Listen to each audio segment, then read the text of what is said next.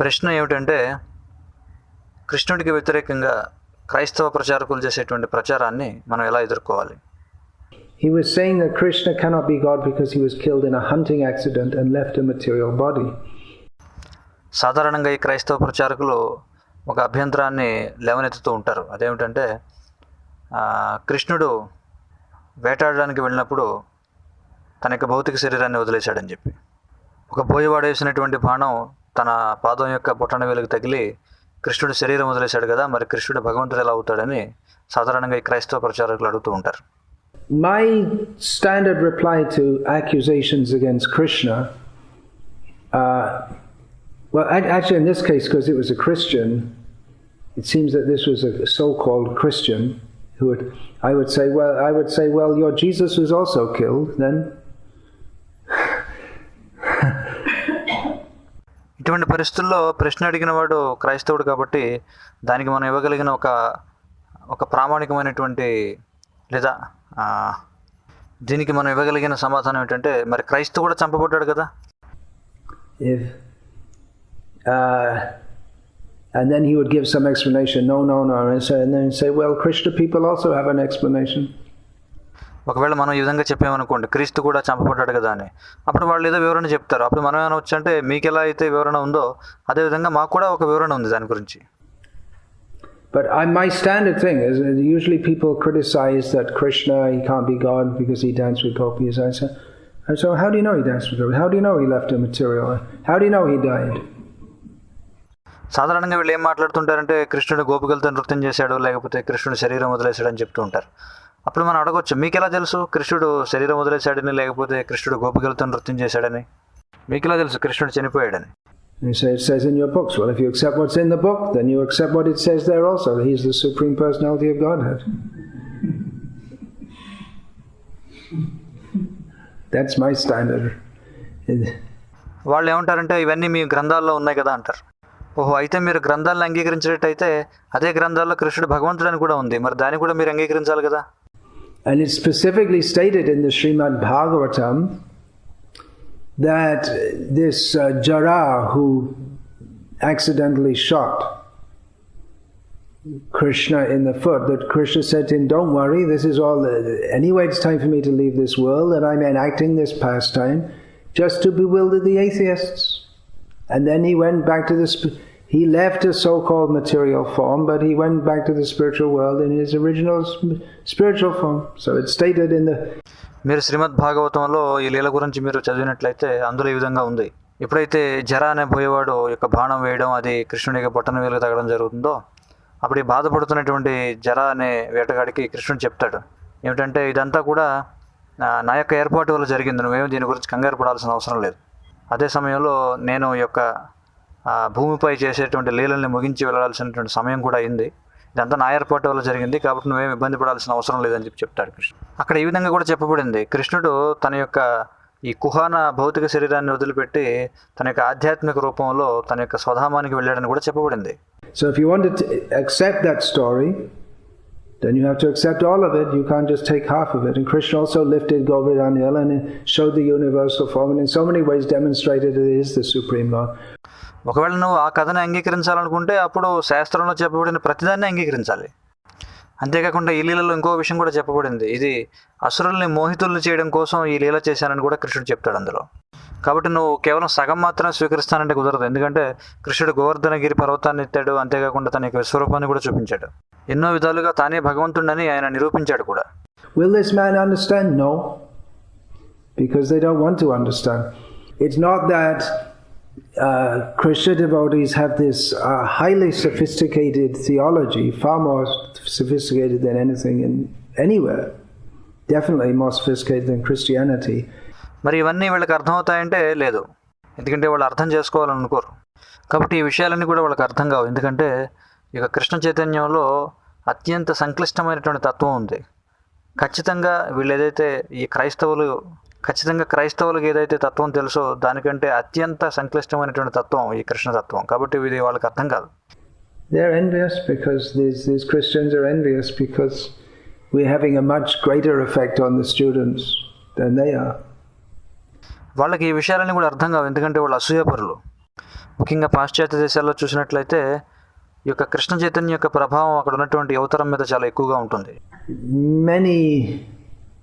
Many people in America, they really don't like this burn in hell kind of preaching. He says that the young people, they're so turned off by this Christian kind of preaching. ఎందుకంటే యువతరం అంతా కూడా విసిగిపోయి ఉన్నారు. ఉదాహరణకి వాళ్ళు చెప్తారు ఏంటంటే నరకంలో నువ్వు శాశ్వతంగా కాలిపోతావు అని చెప్పి.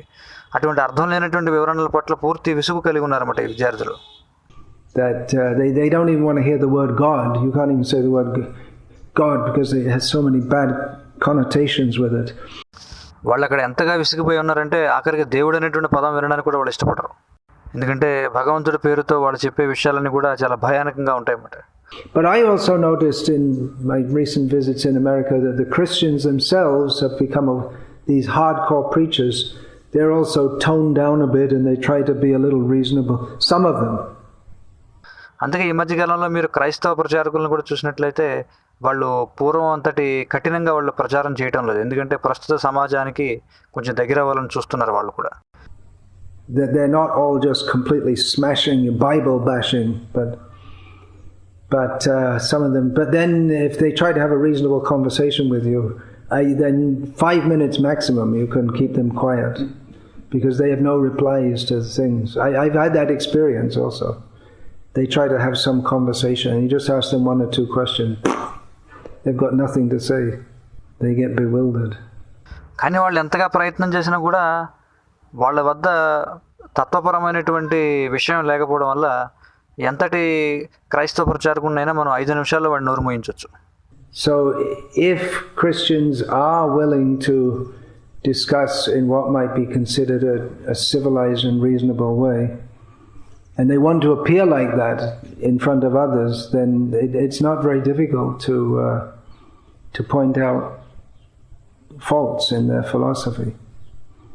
కాబట్టి క్రైస్తవ తత్వం ఏదైతే ఉందో దాని మీద మనం చాలా సులభంగా అభ్యంతరాలు లేవనెత్తవచ్చు. For instance, well, if God loves everyone equally, then why are some people born in a Christian country and others in a country where they'll never even hear about? ఉదాహరణకి మనం ఈ ప్రశ్న వేయచ్చు ఏంటంటే, ఒకవేళ భగవంతుడు అందరికీ కూడా సమానంగా ఉండేవాడైతే ఎందుకని కొంతమంది క్రైస్తవ దేశాల్లోనూ కొంతమంది క్రైస్తవం లేనటువంటి దేశాల్లో పుడుతున్నారు? Jesus, you can only get saved by the grace of Jesus, but some people never hear of Jesus. ఎందుకంటే వాళ్ళు ఏమంటారంటే కేవలం యేసుక్రీస్తు యొక్క కృప ద్వారా మాత్రమే మీరు ముక్తి పొందుతారని చెప్పి అంటారు. ప్రపంచంలో చాలా ప్రదేశాల్లో వాళ్ళు ఎప్పుడూ అసలు యేసుక్రీస్తు గురించి వినే అవకాశమే ఉండదు. And what happened to all the people who were born before Jesus? మరి యేసుక్రీస్తు కంటే ముందుగా జన్మించిన వాళ్ళ సంగతి ఏమిటి? And what happens to a baby who's born and they die after 3 weeks? మరి ఒకవేళ జన్మించి 3 వారాల లోపే చనిపోయినటువంటి పసిపిల్లల గురించి ఏం మాట్లాడాలి? That's why they try to baptize them quickly in some traditions.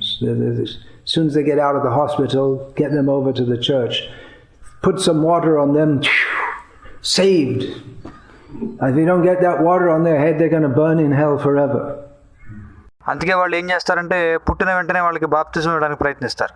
అది కూడా కొన్ని సాంప్రదాయాల్లో వాళ్ళు ఆసుపత్రిలో బిడ్డ పుట్టగానే వెంటనే ఒక చర్చికి తీసుకువెళ్ళి వాళ్ళకి వెంటనే బాప్తిజం ఇవ్వడానికి ప్రయత్నిస్తారు. బాప్తిజం అంటే ఏమిటి? వాళ్ళ ముఖం మీద కొంచెం నీళ్లు జమ్మి వాళ్ళ ముఖం మీద కొంచెం నీళ్లు జల్లి సరే నువ్వు ఇంకా కాపాడబడ్డావు అని చెప్పి అనడం, అదే బాప్తిజం అంటే. వాళ్ళ ఉద్దేశం ఏంటంటే ఆ నీళ్లు మన నెత్తి మీద పోసుకోకపోతే మనం నరకంలో శాశ్వతంగా కాలిపోతామని.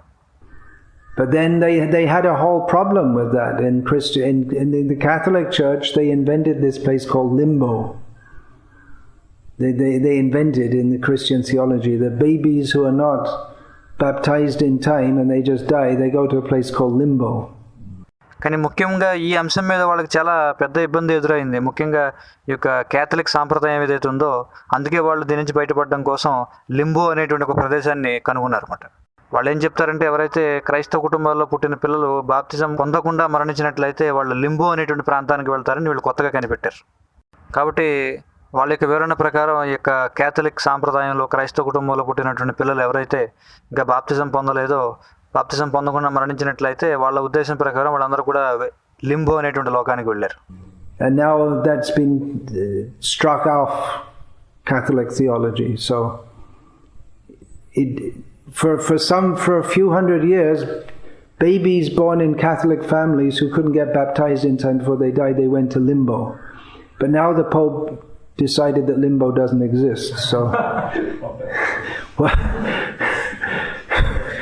it's absurd. It's just absurd. No intelligent person can take it. ప్రస్తుతం ఉన్నటువంటి పోప్ ఆ లింబో అనేటువంటి ప్రాంతం లేదని ఆయన తీర్మానించాడు. ఇదంతా వినడానికి చాలా అసంబద్ధంగా ఉంటుంది. తెలివైన వాడు ఎవడో కూడా ఇటువంటి వాటిని అంగీకరించడు. Bhaktivinoda Thakur says about this also that God,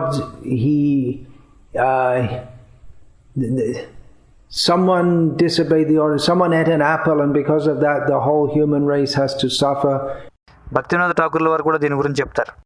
భక్తివినోద ఠాకూర్ల వారు ఏమంటారంటే ఎవరో యాపిల్ తిన్న పాపానికి మొత్తం మానవ సమాజం అంతా కూడా దుఃఖించాల్సి వస్తుంది. But then God out of his kindness sent his son to suffer all the sins of everyone, and he died. And Bhaktivinoda Thakur says that no intelligent person can take this seriously. It's just nonsense. అంతేకాకుండా భగవంతుడు వాళ్ళ మీద కృప చూపించడం కోసం ఈ జనులందరూ చేసినటువంటి పాపాల నుంచి వాళ్ళందరినీ బయటపడేయడం కోసం తన యొక్క కుమారుని పంపిస్తాడని, కానీ అలా వచ్చినటువంటి దేవుని కుమారుడు మళ్ళీ సిలువ వేయబడతాడు. ఇదంతా ఏమిటంటే తెలివైన వాడు ఎవడు కూడా దీన్ని అంగీకరించలేడు. So Hare Krishna. We'll finish there for now. Hare Krishna.